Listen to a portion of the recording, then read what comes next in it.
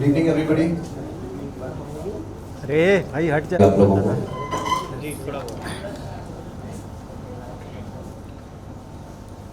Hi everyone, good evening, नमस्कार। मेरा नाम हर्षवर्धन है and we are gathered here for a very very very special occasion. आज एक बहुत ही स्पेशल और बहुत ही इमोशनल दिन है हम सबके लिए एंड ऑब्वियसली हम लोग जितना करें उतना कम है हमारी माँ के लिए, लेकिन एक छोटी सी भेंट, एक छोटा सा tribute for all the mothers through this beautiful coming together of all our friends in the form of a song. तो एक छोटी सी पेशकश, छोटी सी भेंट है and I hope you guys like it and I would really like to thank all our dear friends who are here with us. Jimmy भाई, रूबी भाई, दुराज भाई, प्रवीण भाई, lots of love. Thank you so much. Sudhanshu भाई, thank you. मेरे ख्याल से सबसे पहले thank you all of you, जितने भी हमारा मीडिया है। सबसे पहले आप लोगों का धन्यवाद, आप लोग आए। मुझे मालूम है आप लोगों का समय बहुत कीमती है क्योंकि बहुत कुछ होता है शहर में रोज, तो आप लोगों के आने के लिए बहुत बहुत धन्यवाद। और ऑब्वियसली हमारे जो मित्र हैं जो अपना कीमती समय यहाँ पर दे रहे हैं, जिमी, रूमी भाई, तुराज जी, रविंद्र गौतम तो खैर हमारे घर के हैं क्योंकि उन्होंने डायरेक्ट किया ये वीडियो, और मेरे मित्र, मेरे भाई श्री जितेंद्र कांबले जी, और हमारे लखनऊ से आए हुए मित्र गौरव शुक्ला साहब, जीशान हैदर, जो ये दोनों सज्जन जो है उन्होंने ये गाना प्रोड्यूस भी किया है, और हीरा जो इस गाने का एक अभिन्न अंग है, और अल्पना बुच जो अनुपमा में मेरी माँ बनी है, तो ये अब मेरी माँ ही बन गई है पूरी तरह से। तो इस गाने में भी ये मेरी मदर का किरदार कर रही है। और मैं सिर्फ ये कहना चाहूँगा कि ये गाना एक्चुअली बहुत अलग हटके है। ये वो गाना नहीं जो आप लोग नॉर्मली, हम लोग रोज़ कई 100 गाने रिलीज होते हैं हर अलग अलग चैनल पे म्यूज़िक कंपनी के, और सब ज़्यादातर डांस वीडियोस होते हैं, बड़ी अच्छी लोकेशंस पे जाके ग्लैमरस शूट किया जाता है। ये मेरे ख्याल से इकलौता ऐसा गाना होगा बहुत समय में, मैंने तो डेफिनेटली नहीं देखा, बहुत वक्त के बाद ऐसा कोई गाना आ रहा है जिसमें सिर्फ एक इमोशन है, और वो ऐसा इमोशन है जो मेरे ख्याल से इस दुनिया में उससे बड़ा और कोई इमोशन नहीं होगा, वो है माँ का इमोशन। और वो भी ऐसे देश में जहाँ पे माँ की पूजा की जाती है। हम लोग माँ की पूजा करते हैं, माँ के शक्तिपीठ में जाते हैं, तो हमको पता है कि माँ की ताकत हम सबकी ज़िंदगी में क्या होती है, माँ का महत्व क्या होता है। तो मैं ये कहूँगा कि पहले आप सब लोग एक बार इस गाने को देख लें, आप सब लोग इस गाने से इंट्रोड्यूस हो जाएं, समझ जाएं। इस गाने को देख लेंगे तो शायद आप लोगों को इमोशन समझ में आएगा, और उसके बाद फिर हम लोग इस गाने के बारे में बातचीत करेंगे। बट सबसे पहले मेरे ख्याल से इस गाने को सुनना ज़रूरी है।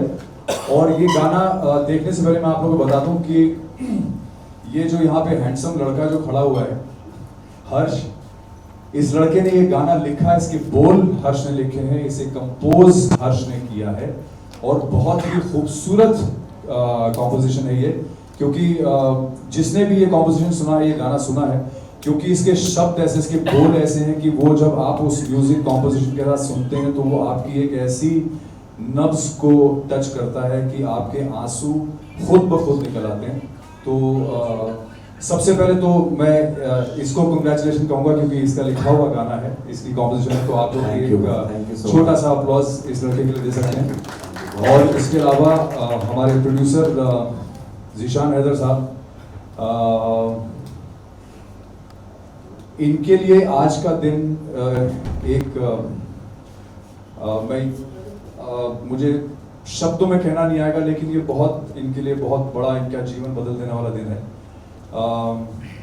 ये गाना जीशान हैदर साहब की मदर को डेडिकेटेड है, और कल इनके पेरेंट्स की एनिवर्सरी थी, 1 साल पहले भी आज कल के दिन ही एनिवर्सरी थी, और आज का जो दिन है वो इनकी ज़िंदगी का सबसे तकलीफ दे दिन रहा है, क्योंकि उसके अगले दिन ही auntie left all of us in a very very unfortunate incident of a building collapse. और उसके बाद संभलने में इनको बहुत वक्त लगा, अभी भी संभल रहे हैं और शायद ज़िंदगी में कोई ऐसा दिन नहीं होगा जिस दिन ये संभलने की कोशिश नहीं करेंगे। पर इसके चलते इन्होंने ये एक खूबसूरत गाना जो है अपनी माँ को बतौर डेडिकेशन बनाया। तो मैं चाहूँगा कि आप सब भी उसी सेंटिमेंट के साथ, उसी इमोशन के साथ इस गाने को देखें, एक्सपीरियंस करें। देखने से ज़्यादा मुझे लगता है ये इमोशन हमको एक्सपीरियंस करना चाहिए। तो आप लोग ये गाना ज़रूर एक्सपीरियंस कीजिए और उसके बाद हमें बताइएगा कि आपको क्या महसूस हुआ और फिर हम लोग बातचीत करते हैं। हर्ष, would you like to say something? After the song, I think we'll Definitely. Thank you guys. Thank you. Please have a watch. Thank you. So that was a song. I hope you guys liked it and connected with the emotion. मेरे ख्याल से हम सभी लोग इस दौर से गुजरते हैं जब हमको अपने वो बचपन के दिन याद आते हैं कि हमारी माँ हमको कैसे प्यार करती थी, कैसे निहारती थी, कैसे माथे पे हाथ रखती थी या बालों में हाथ फिराती थी, और कैसे वो दिन अचानक पास्ट हो गए, कैसे हमारा पास्ट हो गए। अब हम चाहें भी तो वो दिन शायद कभी वापस नहीं आ सकते, शायद क्या वैसे भी वापस नहीं आ सकते। और ये हर उस माँ को डेडिकेटेड है जो शायद उस वक्त अपने बच्चे के साथ और ज़्यादा वक्त स्पेंड करना चाहती थी जब बच्चा बहुत बिजी रहा। पर वो वक्त जब निकल जाता है तो फिर बच्चे पछताते हैं और याद करते हैं, और फिर सिर्फ रोज़ एक ही सपना रहता है कि काश एक मिनट के लिए मेरी माँ मुझे फिर से मिल जाए। So I hope you guys like it and अब आप लोगों को कोई भी सवाल हो तो पूछ सकते हैं। हर्ष से पूछना चाहें आप कि कैसे इनको ये गाने की इंस्पिरेशन मिली? तो थैंक यू सुधांशु भाई। ऑल्सो मैं कुछ लोगों को और मेंशन करना चाहूँगा तो जिनके बिना ये गाना मुमकिन नहीं हो सकता था। जो एसोसिएट प्रोड्यूसर और जिनका कॉन्सेप्ट था इसका, वो हैं नीलोफर खान और मयंक त्यागी, वाइस प्रेसिडेंट हंगामा सोमनी जी, इवेंट मैनेजर चांद सेठ साहब, और यहाँ के ब्यूटीफुल वेन्यू जो हमको यहाँ पे मिला है, venue partner Vicky ji, purple penguin. So thank you so much everybody. And also there is one other person जो यहाँ पे मौजूद नहीं है लेकिन उसका बहुत बड़ा योगदान रहा है इस गाने को मुकम्मल करने के लिए। वो एक मेरा छोटा भाई जैसा ही है, मेरे साथ काम करता था, अभी भी हम लोग जुड़े हुए हैं साथ में। संगीत हम लोगों ने इसका मिलके ही ज़्यादातर बनाया है, तो इसका पूरा क्रेडिट मैं अकेले नहीं लेना चाहूँगा, मैं उसको भी इक्वल क्रेडिट देना चाहूँगा। उसका नाम है शिवम चौरसिया, बहुत ही टैलेंटेड बच्चा है वो। So whenever he watches this, I hope he gets. So thank you to Shivam too। और सबसे ज़रूरी बात कि ये जो आवाज़ आपने सुनी, दर्द भरी आवाज़, ये अंकित तिवारी की आवाज़ थी। तो ये गाना अंकित तिवारी ने गाया है, तो उनके लिए भी मेरे ख्याल से we should have a small round। Also I think I would like to invite our guests। तो आप लोग प्लीज़ अगर सबसे पहले माँ तुम आओ प्लीज़। अल्पना जी आइए प्लीज़ आइए। Jimmy, can we have the honour of Ruby भाई, आप आइए। तुराज भाई आप भी आए प्लीज। रमन भाई प्लीज। रविंद्र जी आप तो कैप्टन है शिप के, तो आपके बिना टगमगा सकते हैं, तो आइए। और गौरव जी, जीशा ना please we are all one team। Heera आइए।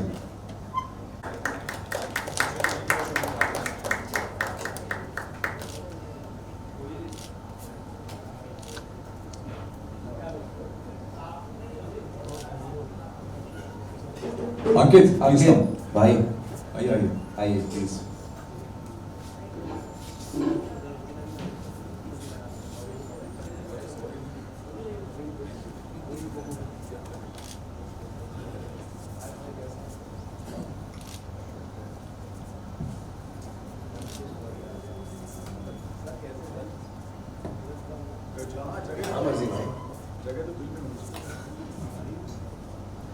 So guys, finally the whole team is here.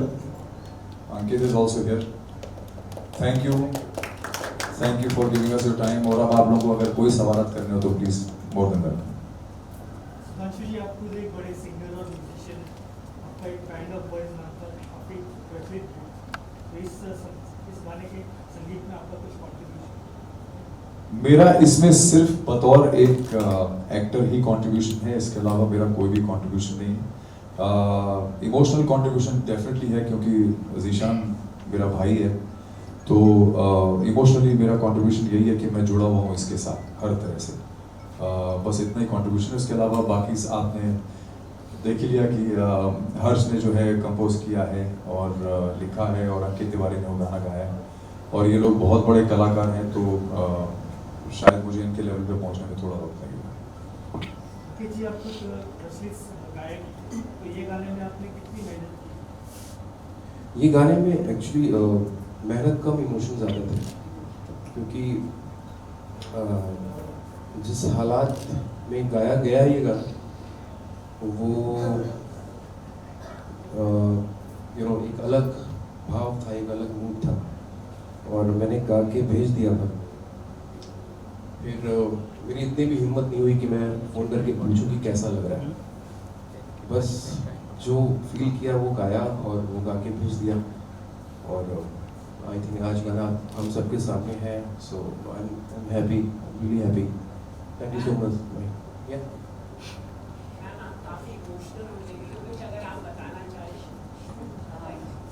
अगर यहाँ पे अगर कोई भी अगर इमोशनल नहीं हुआ हो तो उससे बाहर चले जाना चाहिए, क्योंकि ये पूरी चीज़ ही ऐसी थी. ये अभी का जो माहौल है वही ऐसा है. ईश्वर का सर्जन माँ नहीं होती है, ईश्वर का चमत्कार होती है माँ. और हम, क्योंकि माँ हमारे पास नहीं है उसका हमें दुख नहीं है, पर उसे जब समय चाहिए होता था, जब वो चाहती थी कि हम उनके पास रहें, और तब हम नहीं थे, और यही गाना हमें कह रहा है. तो डेफिनेटली हर किसी को ये लागू पड़ता है, हर किसी के जीवन में ये इमोशंस आते ही है, उससे ही हम पास हो चुके होते हैं. तो मैं डेफिनेटली इसलिए इमोशनल हो गई. सुधांशु जी, आप और कल्पना जी टीवी शो जो है काफ़ी पॉपुलर है, उसमें काम कर रहे हैं, तो इस वीडियो में काम करने की आपसे कुछ कैमरामेरी बनी थी? देखिए, ये इनफैक्ट बड़ी नेचुरल सी मेरे लिए चॉइस थी. इनफैक्ट जब हम लोग सोच रहे थे गाना बनाने का, तो जीशान ने मुझसे ये सवाल किया कि भाई माँ चाहिए. तो मेरा सबसे पहला जो थॉट था वो अल्पना के लिए था. बिकॉज 3.5 साल हो गए, और 3.5 साल से ये मेरी माँ का किरदार निभा रही हैं. और क्या होता है कि जब हम लोग कोई भी ऐसा किरदार निभाते हैं, जैसे माँ बेटी का किरदार है, तो हम लोग बतौर एक्टर उसमें इतना विश्वास करते हैं कि एक्चुअली में सच में ये एक इक्वेशन बन जाती है कि ये मेरी माँ है, मैं इसका बेटा हूँ, तभी वो. और जब आप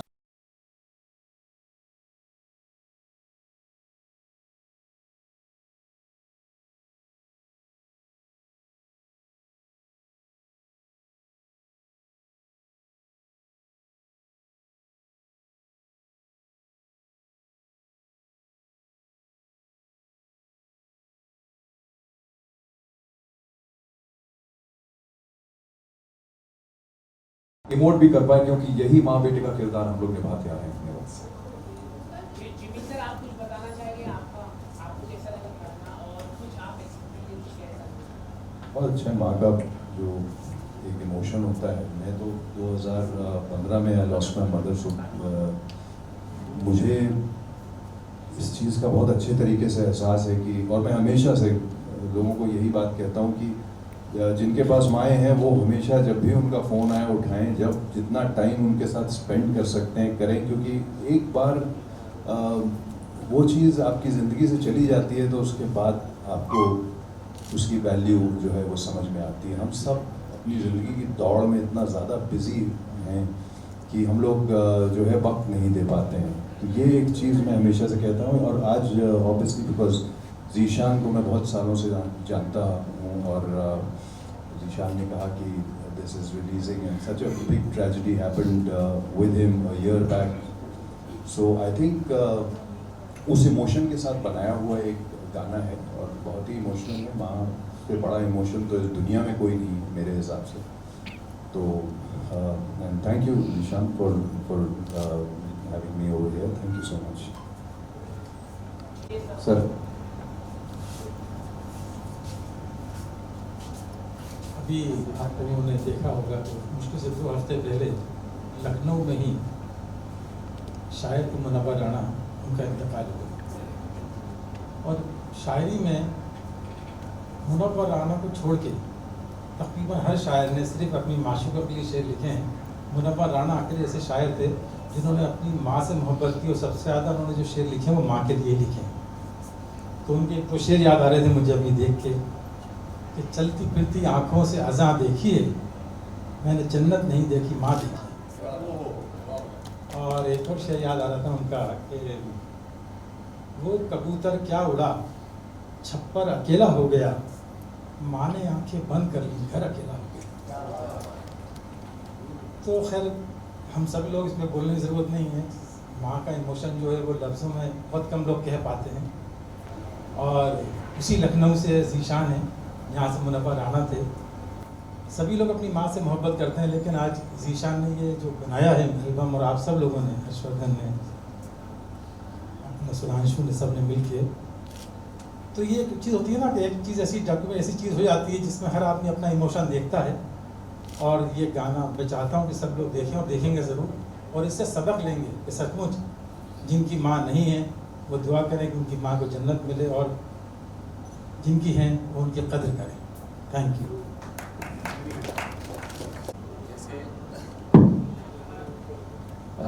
जैसे सब लोग कह चुके हैं, इसको डायरेक्ट करने के लिए मुझे कुछ सोचना नहीं पड़ा। ये एक ऐसा इमोशन था कि गाना सुनते ही जो है आपके अंदर एक इमोशन जागता है। मैंने सिर्फ उस माँ के इमोशन को पर्दे पे लाने की कोशिश की, ना कि इसमें सिनेमाटोग्राफी दिखाऊं या मैं टेकिंग दिखाऊं या मैं कोई ब्लॉकिंग दिखाऊं। ये सिर्फ एक प्योर रॉ इमोशन था। ये जब मैं डायरेक्ट कर रहा था तो मेरे दिमाग में यही था कि ये इमोशन अगर मैं पोर्ट्रे कर सकूँ ढंग से, ईमानदारी से, और लोगों की आंखों में अगर आंसू ला सकूँ और अपनी माँ को अगर मैं याद कर सकूँ तो ये गाना सफल हो गया। सो मेरी सिर्फ यही कोशिश थी, और बाकी तो गाना सुन के आप लोग अपने आप मेरे ख्याल से इमोशन को फील कर पाए तो बहुत अच्छी बात है। Thank you. रहमान जी, आप कुछ कहना चाहेंगे? आपने गाना देखा? एक्चुअली मैं जितना जीशान भाई को मैं जानता हूँ, मेरा भी एक लॉस है जीवन में। मेरे फादर नहीं रहते, बहुत से लोगों का लॉस हुआ होगा और ये इररिपेरेबल लॉस है। लेकिन मैंने कई महीनों तक जीशान भाई को में ही देखा, मैं उससे बाहर ही नहीं आ सके। मुझे एक पॉइंट पे लगने लगा था कि whether he will be able to come out of this और नॉट। ये ट्रिब्यूट है उन जो दे सकते थे, इससे बेहतर और क्या हो सकता था। और ये मेरे भी आंखों में आंसू आ गए, क्योंकि मेरी वालिदा जिंदा है, लेकिन हम जो है ना, जैसा अल्पना जी ने भी कहा, और हम नहीं टेकन फॉर ग्रांटेड ले लेते हैं। मतलब मुझे ऐसा लग रहा था कि मैं कितने दिनों से मैंने फ़ोन ही नहीं किया अपनी अम्मी को। मैं घर में बीवी कहती है फ़ोन कर लो, तो मैं बोलता हूँ मैं कल कर लूँगा। तो मुझे ऐसा लगता है कि मुझे रिवर्क करना पड़ेगा मेरा रिश्ता फिर से, क्योंक't अभी मेरे पास वो सरमाया है जो ज़ाया हो रहा है। तो ये दौलत ख़त्म नहीं होनी चाहिए। बस ज़्यादा नहीं बोलना चाहता हूँ इसे। जी, आप ये गाना कौन से नहीं होती है, और मुझे लगता है कि इस तरह का गाना तो स्पेशली किसी ऐसी सोच के साथ नहीं बनाया जाता। ये एक दिल से चीज़ निकलती है, और हम सिर्फ दुआ करते हैं कि वो ऑडियंस तक पहुँचे। सो जो भी अच्छा रास्ता होगा वो इस गाने को मिल जाएगा। Thank you.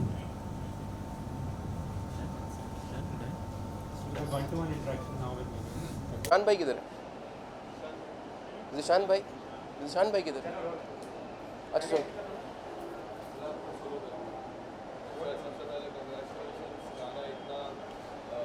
मीनिंगफुल गाना है, आपके वॉइस हो, it's like a cherry on top. Tell us something about the song. ये जब गाना आया, माँ पे गाना है तो और भी ज़्यादा स्पेशल हो जाता है। व्हाट सी गाना ये ऐसा इमोशन है कि इसमें ये नहीं कह सकती है गाना बहुत अच्छा है या बहुत ख़राब है। ये गाना अच्छे और ख़राब से परे है, क्योंकि ये माँ पे गाना है, मम्मी पे गाना है, और ये ऐसा रिश्ता है।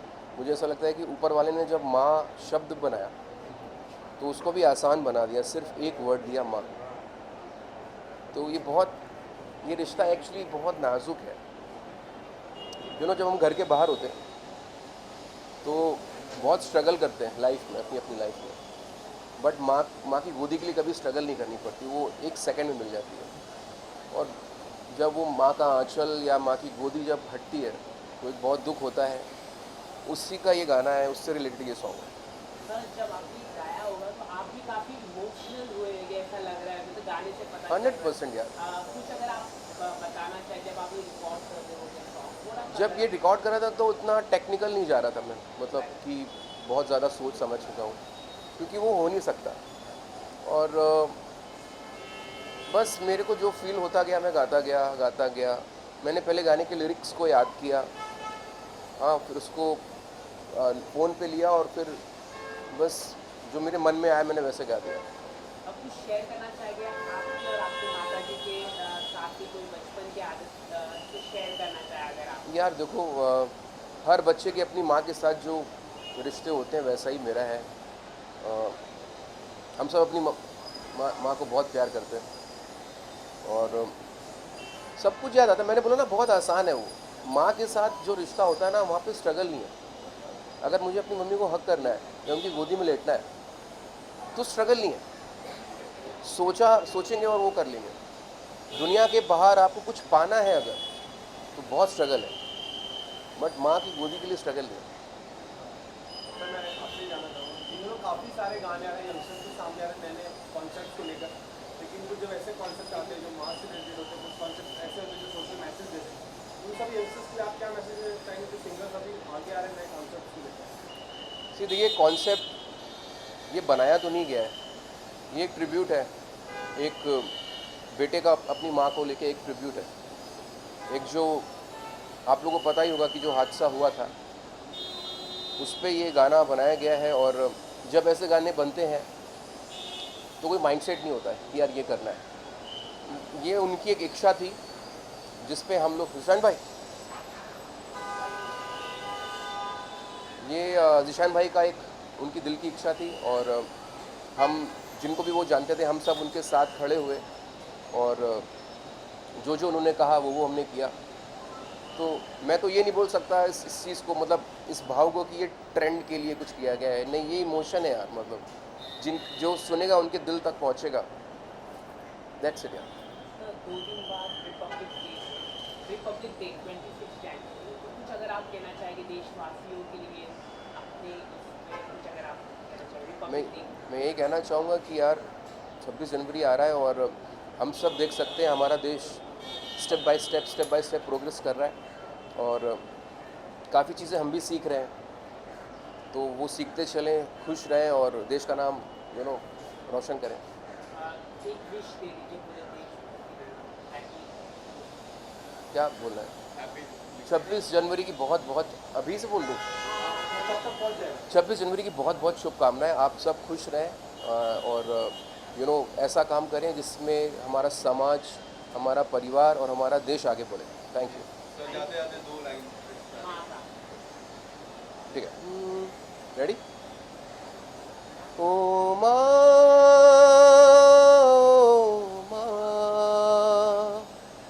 ओ माँ, ओ माँ,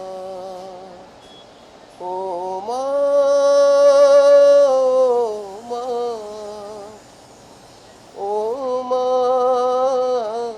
ओ माँ। Thank you.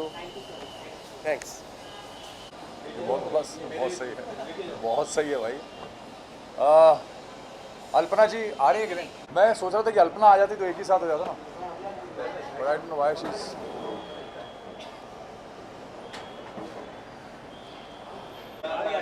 Alpana ji Let's start. So firstly, congratulations गाना सुन के इमोशनल काफ़ी आप हुए थे, इमोशनल मैं देख रहा था, काफ़ी लोग इमोशनल हुए थे. Firstly congratulation, tell us something about the song, किस तरह से ये गाना आया है, इतना मधुर गाना. देखिए, वैसे तो मैंने काफ़ी कुछ स्टेज पे बोला इस गाने के बारे में. ये गाना जिस वजह से बना है वो मैं हमेशा भगवान से प्रार्थना करूंगा कि ऐसी वजह कभी किसी को ना देखनी पड़े. पर क्योंकि ये गाना बना है और ये माँ के ऊपर आधारित है गाना, तो ये हर उस माँ को डेडिकेटेड है जो माँ अपने बच्चे को अनकंडीशनल प्यार देती है. एक अनकंडीशनल बॉन्ड होता है अपने बच्चे के साथ, और एक बार जब वो माँ आपके जीवन में नहीं रहती है, उसके बाद जब आप सिर्फ पूरी ज़िंदगी यही उम्मीद करते रह जाते हैं कि यार काश मेरी माँ के साथ मुझे 1 मिनट और मिल जाता. ये हर ऐसी माँ को डेडिकेट किया गया गाना है. और इमोशन आपने देखा ही है उस गाने में किस तरह से हम लोगों ने पोर्ट्रे किया है. ये जो पूरा इंसिडेंट है ये मैं आप लोगों को बताना चाहूँगा कि ज़ीशान हैदर साहब जो मेरे भाई मेरे मित्र हैं, ये इनकी पर्सनल लाइफ का इंसिडेंट है. और इनकी मदर को हम लोगों ने डेडिकेट किया है ये गाना. और आज हम लोग 24 तारीख में है, 23 तारीख को आंटी और अंकल की एनिवर्सरी थी. और आज के दिन 24 तारीख, आज जो इनके लिए बहुत डिफ़िकल्ट डे है, आज के दिन ही आंटी अनफॉर्चुनेटली हमको छोड़ के गई थी उस अनफॉर्चुनेट बिल्डिंग कोलैप्स में. तो आज के दिन हम लोग यहाँ पे खड़े हैं और हम लोग आंटी को ये गाना डेडिकेट कर रहे हैं. तो ये एक ऐसा इमोशन है कि इसको हम लोग एक्सप्लेन तो नहीं कर सकते, लेकिन हमने ये सोचा कि क्यों ना ये गाना डेडिकेट करें, ताकि ऐसे न जाने कितने करोड़ों लोग हैं दुनिया भर में जो अपनी माँओं के साथ टाइम स्पेंड करते हैं, लेकिन उतना नहीं करते हैं जितना करना चाहिए. और एक उम्र के बाद हर आदमी अपनी ज़िंदगी की दौड़ में इतना ज़्यादा मसरूफ़ हो जाता है, बिज़ी हो जाता है कि वो ये भूल जाता है कि यार हमारी माँ शायद भूखी बैठी होगी हमारे साथ 1 मिनट स्पेंड करने के लिए.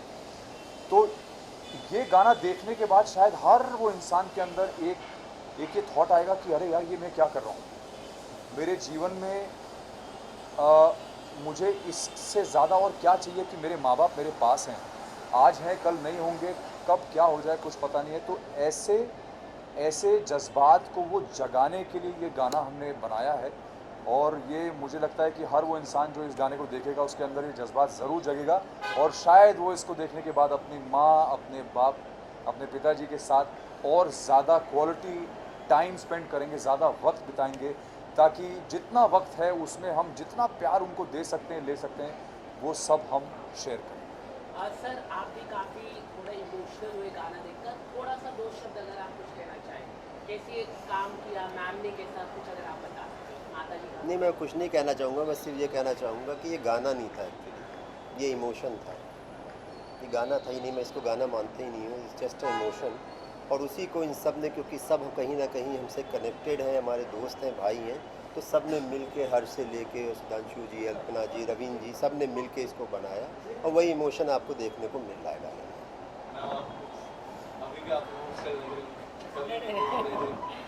नहीं, ऐसा कोई बस यही बात है कि एक संवेदना है, वो संवेदना से जुड़ा हुआ ये गाना है. आप सभी लोग कहीं ना कहीं आपके दिल के अंदर झांकेंगे तो हम सबको पता है कि ये शहर की ये जो दौड़ है, ये जो ट्रैफिक जाम है, हमारा सुकून छीन लिया है हमसे, हमारा वो वक्त छीन लिया है जो हम हमारी फैमिली को देना चाहते हैं, और ख़ास करके हमारी माँ को देना चाहते हैं. तो अभी भी वक्त है, अभी भी समय है. अगर आपकी माँ दूर है, कहीं दूर गांव में है, आप शहर में काम करते हो, तो बस दिन में 1-2 मिनट का फ़ोन कर लो, वो भी बहुत है उनके लिए. इतना तो हम कर ही सकते हो, और यही आप एक वचन दे सकते हो ये गाना सुनने के बाद. सर, मैं आपसे पूछना चाहता हूँ, आप जो शो करते हो नंबर 1 का माँ हो, अभी टॉप पे पहुँच रहे हैं. अब ये भी माँ वाले करेक्टर, माँ भी नंबर 1 पे पहले करते हैं, माँ और है माँ, आप उसमें काम किए हैं और वो भी नंबर 1 पे होगा, और आई होप मुझे कैसा आपका एक्सपीरियंस को बताएंगे. देखिए, मैं अभी ज़ीशान ने एक बात जो बोली, मुझे लगता है कि वो हर सवाल का एक ही जवाब है कि ये एक्चुअली गाना है ही नहीं, ये एक्सपीरियंस सिर्फ एक इमोशन. और उसी इमोशन के चलते ही ये गाना पूरा हम लोगों ने बनाया है। बस उस इमोशन में ही रहे हम लोग थ्रू आउट इस गाने के दौरान।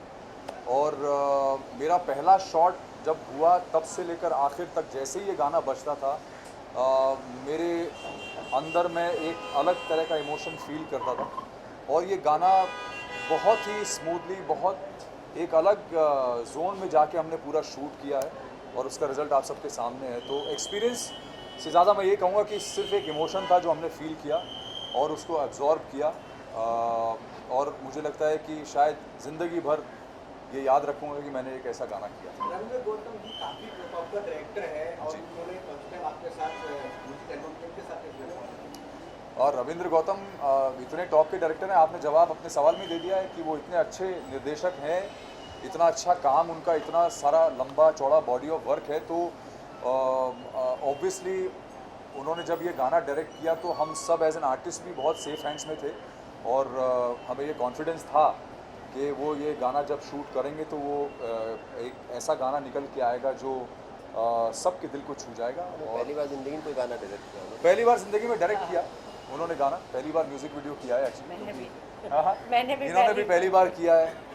मैं तो ये बोल ही नहीं सकता हूँ तो लेकिन मैं ये डेफिनेटली बोल सकता हूँ कि मेरा इनका भी पहला म्यूज़िक वीडियो है। तो मैं सिर्फ ये कह सकता हूँ कि मैंने ऐसा गाना पहली बार किया है और शायद ऐसा गाना मैं दोबारा मुझे करने को मिले भी ना। तो मैं अपने आप को बहुत धनी मानता हूँ कि मैंने इस तरह का वीडियो किया, इस तरह का गाना किया और उसमें मुझे परफॉर्म करने का मौका मिला। सर आप कुछ कहना चाहिए? आपने भी काफ़ी योगदान दिया, कुछ कहना चाहिए? आपको कैसे पता इन्होंने काफ़ी योगदान दिया है? कैसे पता? आपको पता है कुछ कैलकुलेशन इन्होंने? मेरा थोड़ा बहुत योगदान इसमें बस यही था कि एक मैं हमेशा मानता हूँ कि एक कोई ऐसी शक्ति है जो हम सब लोगों से बहुत बड़ी है, उसको परमात्मा कहें या जो भी कहें, और उसी का दूसरा नाम होता है माँ। तो ये ऊर्जा और ये शक्ति और ये एनर्जी, ये क्रिएटिविटी वहीं से आई है। इसमें मैं तो नहीं मानता कि मेरा कोई योगदान है। ये एक डिवाइन इंटरवेंशन है जिसकी वजह से एक लिरिक्स और ये संगीत मेरे ज़रिए से सिर्फ बाहर आया है और कुछ नहीं। Thank you. बिग बॉस का फिनाले किसको आप सपोर्ट करें? अंकिता लोखंडे, मुनाबा फारूकी या अभिषेक? भाई साहब मुझसे कोई ऐसी चीज़ पूछे जिसको मैं देखता हूँ, जानता हूँ, पहचानता हूँ या मैं उससे रिलेट कर पाऊँ।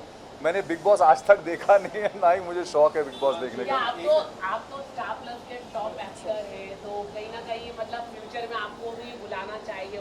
नहीं, मैं नहीं जाना चाहूँगा लेकिन ऐसी जगह पे।